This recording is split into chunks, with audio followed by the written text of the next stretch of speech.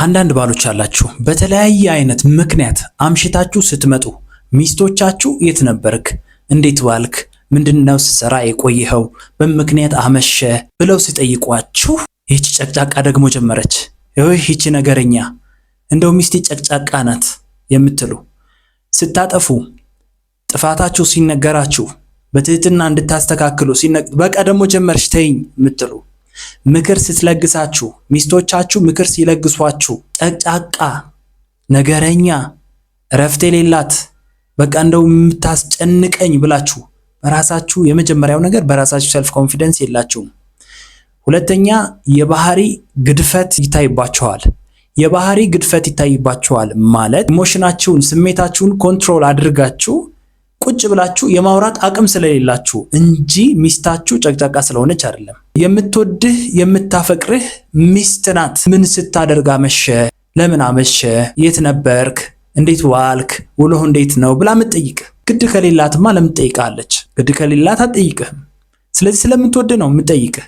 ስለዚህ የምትጠይቅህ ሚስት ትወድሃለች፣ ሪስፖንሲብል ናት፣ ስላንተ ኬር ታደርጋለች። ለዚህ ነው የምትጠይቅህ። ጨቅጫቃ ግን አይደለችም፣ ነገረኛ አይደለችም። ስለዚህ በውሏችሁ እርግጠኛ ካልሆናችሁ ወይ ደግሞ የማውራት ወይም ኮሚኒኬሽን ስኪል ከሌላችሁ ማውራት ማትፈልጉ ከሆነ ወይ ደግሞ አምባገነን ከሆናችሁ ብቻ ነው እንደዚህ ልታደርጉ የምትችሉት።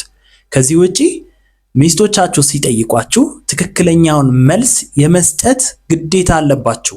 እንደውም በጣም ጥሩ የሆነ ባል ገና ሚስቱ ሳትጠይቀው ውሎውን ደውሎ ይናገራል። ዛሬ እንደዚህ ያሳለፍክ፣ ጠዋት እንደዚህ ነበር፣ ከሰዓት እንደዚህ ነበር፣ ማምሻውን ደግሞ እንደዚህ አይነት ጉዳይ አለና በዚህ ምክንያት አመሻለሁ፣ እንዴት ነው ይስማማሻል ወይ ብሎ ይጠይቃል። የሰለጠነ ባል የትም እያመሻችሁ አምሽታችሁ ሰክራችሁ እየገባችሁ እንደፈለጋችሁ እየሆናችሁ ላይክ 4 ሰዓት 5 ሰዓት ስትመጡ ኖርማል ተደርጎ የሚቆጠር ከሆነማ ችግር ነው። ኖርማል አይደለም። ስታመሹ በቃ ዝም ብላ ተቀበላ ምንም ብታደርጉ ምንም ብትሆኑ ይሄማ በቃ እኮ ተስፋ የቆረጠች ሚስት ናት ማለት ነው። ደስፐርት የሆነች ሚስት ናት ማለት ነው። ለህይወቷ ምንም አይነት ቫልዩ የሌላት ናት። ወይ ደግሞ በቃ ልጆቼን ጸባይን በቃ አሳምሬ ልጆቼን ላሳድግ ብላ ለልጆቿ መስዋዕትነት የምትከፍል ናት ማለት ነው። ኖ ወንዶች ታረሙ። እንደዚህ የምታደርጉ ወንዶች ታረሙ። ዲሲፕሊን ሆኖ ለሚስቶቻችሁ ተገቢውን መረጃ የመስጠት ግዴታ አለባችሁ። ካገባችኋቸው መረጃ የመስጠት ግዴታ አለባችሁ። አይ ካላችሁ ደግሞ ከመሰረቱ ባታገቡ ይመረጣል።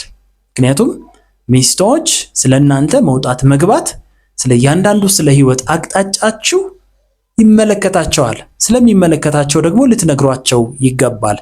ይህ ሁሉ ሲሆን ግን ታዲያ ሴቶችም ሲጠይቁ በፍቅር ይሁን በነገር አይሁን። ግን የሚጠይቁን ሴቶች ነገረኛ ናቸው። በቃ እንዴት ነው ውሎ? እንዴት ነው? የት ነበር?